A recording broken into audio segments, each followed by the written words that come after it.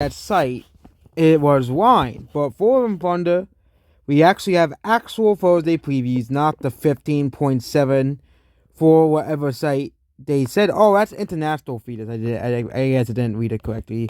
But now we have the official Thursday previews for Love and Thunder. The official numbers, I hope Bob doesn't kick me out, but it is still behind Doctor Strange. Yep. It is still behind Doctor Strange at 36 million. Doctor Strange at 46 million were opened 90 million on Friday, 187 million. So that means this movie is gonna open to 151 million, like they're expecting. Okay, this movie is gonna perform how they expect. It's funny that the Marvel movies are doing how they expect, but Minions overperforms, Lightyear underperforms. It seems that they always seem to overestimate Disney. Okay, they always seem to overestimate anything owned by Disney, anything made by Disney. Okay, that means this movie also be free on Disney Plus after 45 days. Again, I don't think people could really care about this movie. It's doing worse than Dark Knight Rises, which came out in 2012, and No Way Home.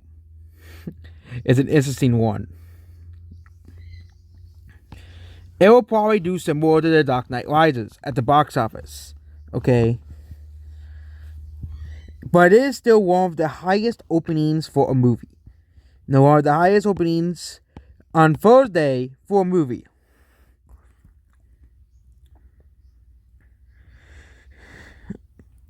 But yeah, Black Panther and Captain Marvel are the first two non-Tony Stark movies. Doctor Strange didn't make $1 billion.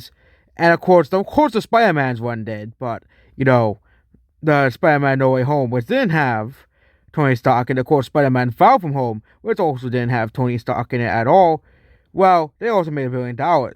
But this movie will likely not make $1 billion. Okay? The only two heroes to really make $1 billion, okay, and was Iron Man, because of course Civil War also had Iron Man, Tony Stark as Iron Man in it, so we can't really count that one as, oh yeah, Captain America $1 billion movie, okay, because it was just about much about, the rest of the Avengers. It was kind of like a mini Avengers movie. The Avengers don't really count because it's about all of them, okay, but I talk about the solo movies. Yeah, Thor and Thunder is not gonna make $1 billion. Doctor Strange didn't make $1 billion and didn't have Russia and China. Okay, which is still the highest grossing non-Iron Man, not Spider-Man grosser overall, because of course Civil War had Iron Man and Spider-Man in it. So this movie will likely not make $1 billion. Okay, it will likely end up around $900 million worldwide, which is still means the movie will still make a profit if this movie legs out. But if this movie legs out like Doctor Strange, and drops.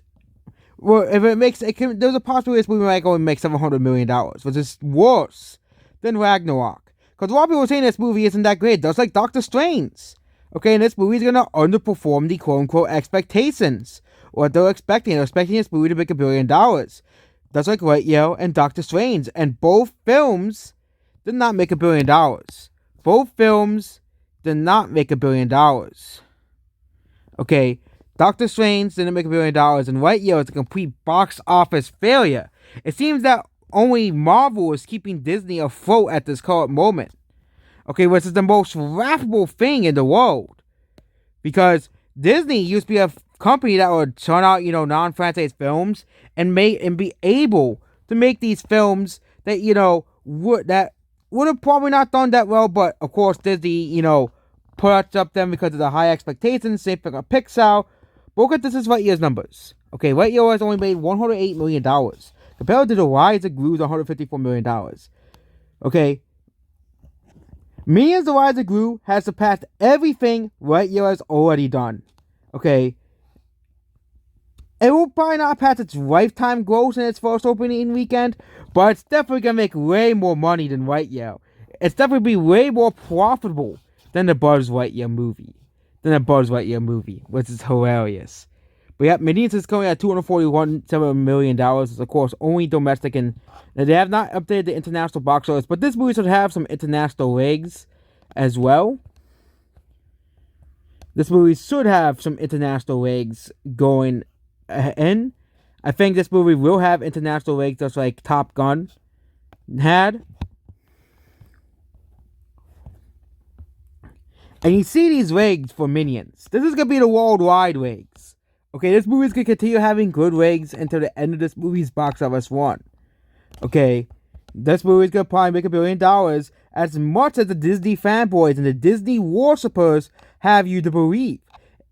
The Disney fanboys and the Disney worshippers right now is a box office failure. So no matter how many times Disney fanboys and Disney worshippers will try to tell you that Lightyear is this big success, well, this is Minions versus Lightyear. Okay, Minions versus Lightyear. Okay, Thor and Thunder will not make $1 billion. I'm guaranteeing that right now.